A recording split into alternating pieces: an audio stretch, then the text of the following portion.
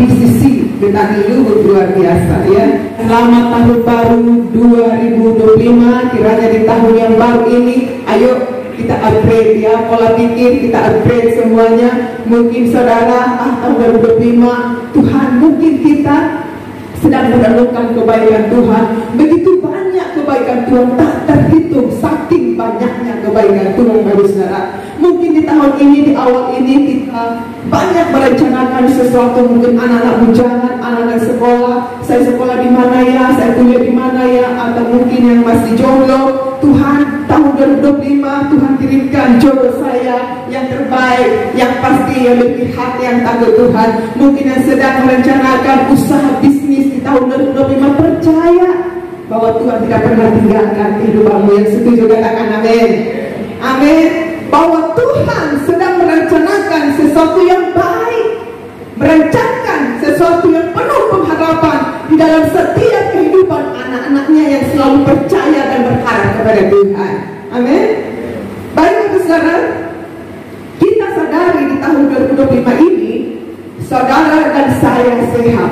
Saudara datang di tempat ini beribadah. Saudara masih tetap setia melayani tahun 2025. Bahkan saudara dan saya dapat menikmati berkat Tuhan. Dan saya mau katakan bahwa Allah bermurah hati kepada saudara dan saya. Amin. Allah bermurah hati kepada saudara dan saya. Pagi hari ini saya akan berbicara tentang generous heart. Apa itu generous heart?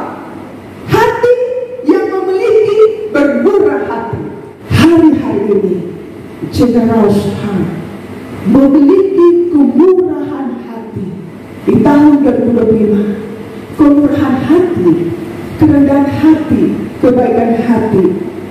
Bapak saudara, kita perlu ketahui bahwa faktor yang sangat menentukan untuk kita bisa menerima berkat Tuhan, bahwa Allah bermurah hati kepada saudara dan saya.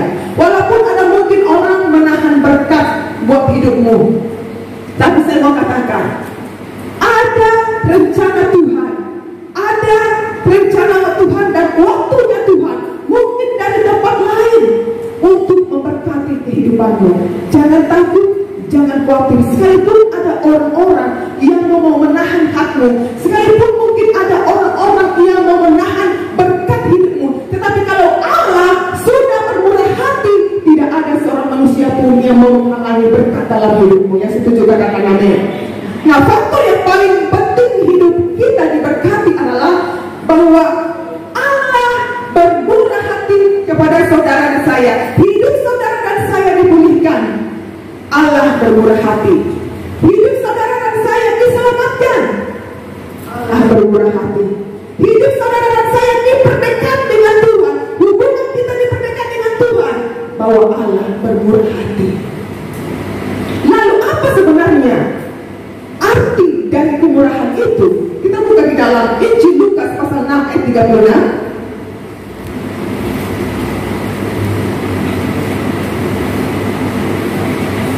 Injil Lukas pasal 6 ayat 36. Ya, satu ayat saja kita baca yuk.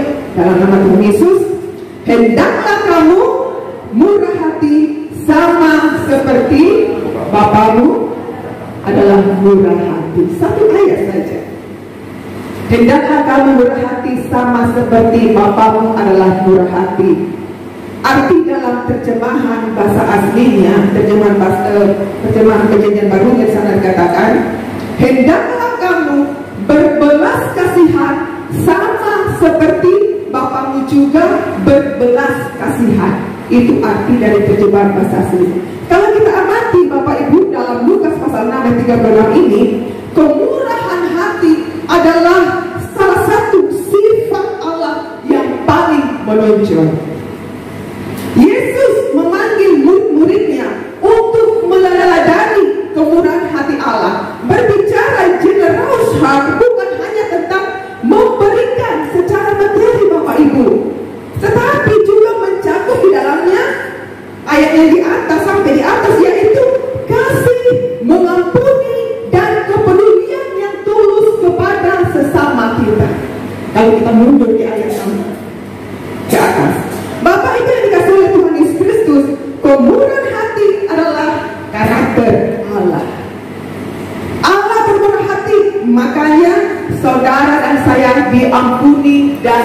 diselamatkan. Inilah kemurahan hati Allah kepada umat manusia. Mazmur 103:8 sana dikatakan, Tuhan adalah penyayang dan pengasih, panjang sabar dan berlimpah kasih setia. Allah menunjukkan kemurahan hatinya dengan memberi pengampunan, kasih dan berkat. Meskipun manusia yang seharusnya tidak layak menerimanya, manusia sering menyakiti hati Tuhan, manusia sering kali tidak setia. Namun saya katakan pemazmur bahwa Allah tetap setia sekalipun kita sering tidak setia.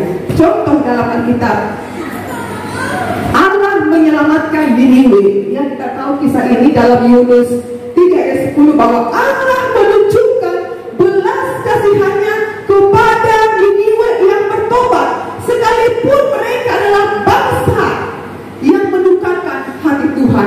Saudara, ini menunjukkan bahwa kemurahan hati Allah melampaui batasan manusia. Oleh sebab itu, manusia, yaitu saudara dan saya yang percaya dan sudah menerima kemurahan dari Allah dalam hidup ini, harus mengimplementasikan kepada sesama kita. Karena inilah ya sifat Allah, karakter Allah bermurah hati. Saudara dan saya yang sudah percaya dan menerima kemurahan Allah dalam hidup kita, kita harus mengimplementasikan kemurahan itu kepada sesama kita. Tidak menyimpan dalam diri sendiri, siap untuk mencari berkat. Nah, ini butuh proses, saudara. Bapak Ibu, ada beberapa poin penting mengimplementasikan atau sebagai wujud kemurahan hati dalam hidup orang percaya. Yang pertama, memiliki generous heart akan mampu memberi tanpa pamrih. Dalam 2 Korintus 9:7, bertampilkan di slide, di sana dikatakan, hendaklah masing-masing memberikan menurut kerelaan hatinya. 2 Korintus pasal 9:7. Hendaklah masing-masing memberikan menurut kerelaan hatinya. Memberi dengan kerelaan hati. Artinya apa, bagi saudara? Memberi bukanlah kewajiban atau sesuatu yang dilakukan dengan keadaan terpaksa. Kita harus memberi dengan hati yang ikhlas, dengan hati yang tulus, tanpa ada tekanan atau paksaan dari orang lain. Itu yang dimaksud. Berikutnya, jangan memberi dengan sedih. Jangan memberi dengan sedih hati atau karena paksaan. Artinya apa? Tuhan tidak ingin kita merasa berat hati di saat kita memberi, seperti kehilangan sesuatu, seperti kehilangan orang yang kita cintai. Jika kita memberi dengan terpaksa atau dengan sedih, itu bukan pemberian yang menyenangkan hati Tuhan, Bapak Saudara. Selanjutnya, yang terakhir, Allah mengasihi orang yang memberi dengan sukacita. Artinya apa? Ketika kita memberi dengan gembira, dengan penuh sukacita, dengan tulus hati, itu menunjukkan hati kita yang bersyukur kepada Tuhan bahwa kita masih bisa memberkati orang lain dengan apa yang kita miliki. Tuhan senang melihat anak-anaknya ketika memberi dengan penuh dengan sukacita. Itu menunjukkan, mencerminkan hati yang percaya penuh kepada Tuhan, bahwa dia tidak takut kekurangan. Dia hatinya percaya penuh bahwa Tuhan adalah segala berkat dalam kehidupannya. Dia tidak khawatir akan kekurangan di dalam kehidupannya ketika dia memberi. Matius pasal 4:27 bagian B sana dikatakan, tenanglah aku ini, jangan takut. Tema Natal, tenanglah aku ini, janganlah takut. Generous heart dimulai dengan percaya kepada Yesus, memilih Ya, kemurahan hati dimulai hubungan yang intim dengan Tuhan. Memiliki kemurahan hati dimulai percaya kepada Tuhan. Dia tidak akan takut kekurangan ketika dia memberi. Dia tidak akan khawatir kekurangan, kelaparan atau dan lain sebagainya ketika dia memberi. Ketika Yesus berkata kepada murid, tenanglah, aku ini, jangan takut. Artinya apa, Bapak Saudara? Tuhan memberikan kepastian bahwa kehadirannya cukup untuk mengusir segala ketakutan dan kekhawatiran. Inilah yang dialami oleh murid-murid Yesus ketika mereka sedang mengalami badai topan yang menghantam perahu kehidupan mereka. Tenanglah, aku ini, janganlah takut. Apa yang sedang kita takuti di hari-hari Bapak Saudara? Dalam memasuki tahun 2025, Bapak Ibu Saudara, pesan ini sangat relevan ketika kita berbicara tentang memiliki generous heart. Banyak orang takut memberi karena mereka khawatir akan kekurangan. Banyak orang khawatir memberi karena mereka mungkin tidak merasa cukup ketika mereka memberikan. Namun Yesus mengingatkan saudara dan saya bahwa kehadirannya adalah jaminan kita untuk tidak khawatir, untuk tidak takut pada masa depan kita, bahkan apa yang kita butuhkan saat ini. Ketakutan seringkali, Bapak Saudara, inilah kendala bagi setiap orang percaya. Ketakutan seringkali menghalangi kita untuk memberi dengan murah hati. Ya, ada muncul kekhawatiran, baik itu ketakutan kekurangan, ketakutan akan masa depan, ketakutan mungkin nantinya rugi, ketakutan akan kehilangan. Wah, kalau saya nanti memberi kepada orang itu, saya akan kekurangan. Kalau saya nanti akan memberi kepada orang itu, apa yang saya harus makan? Langsung logika kita, mindset kita berjalan, Bapak Saudara. Dan saya juga percaya, Bapak Saudara, selalu merasakan kemurahan Allah, bahwa Allah bermurah hati senantiasa dalam hidup saudara saya. Ketika kita menaruh kehidupan ini hanya kepada Tuhan. Dan hal ini pun Tuhan mengingatkan saya kembali tentang janda di Sarfat dalam 1 Raja-Raja pasal 17. Tuhan ingatkan saya, di mana seorang janda di Sarfat ini, dia memiliki hanya sedikit topeng dan minyak di sana dikatakan. Tetapi apa yang sudah sebut tindakan janda di Sarfat, dia melayani dengan tulus hati, dia memiliki kemurah hati, generous heart dalam hati seorang janda ini dengan sepenuh hatinya. Karena Nabi Elia katakan kepada janda di Sarfat, jangan takut. Tapi dia bertindak dan takkan melakukan firman Tuhan. Dan apa yang terjadi, Bapak Saudara? Tuhan melipat gandakan, menyediakan bahkan lebih dari apa yang kita pikirkan, Bapak Saudara. Ini firman Tuhan yang amin. Tenanglah, aku ini, jangan takut.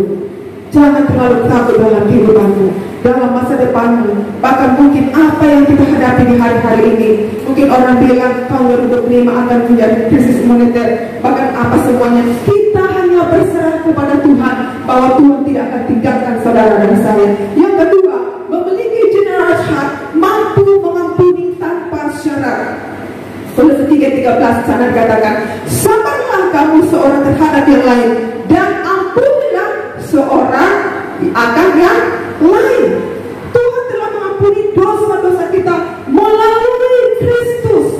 Ya, pengampunan ini menjadi standar bagi kita untuk mengampuni sesama kita.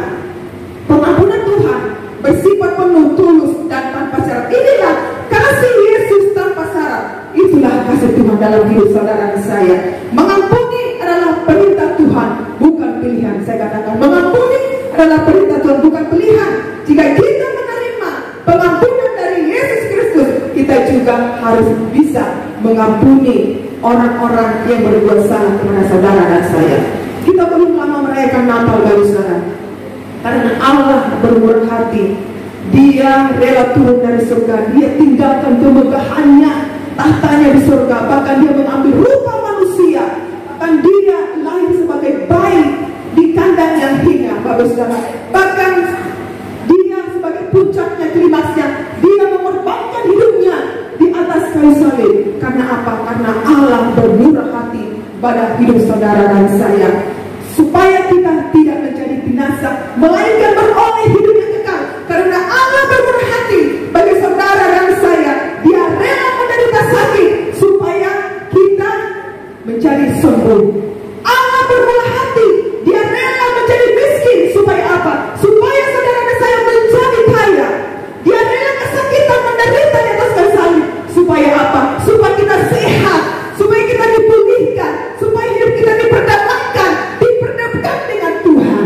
pengorbanan Yesus, kemurahan Allah. Yang ketiga, yang terakhir, memiliki generous heart akan mampu untuk tetap setia. Yang setuju katakan amin. Kita memiliki kemurahan Allah, kita akan mampu dan mampukan untuk tetap setia sebagai wujud syukur kita kepada Tuhan yang sudah menerima kemurahannya. Mari engkau tetap setia melayani pekerjaan Tuhan. Di tahun 2024 saya katakan semua pelayan-pelayan tim Present Worship, jaga kekudusan, jaga api itu tetap menyala, tetap setia melayani kepada Tuhan.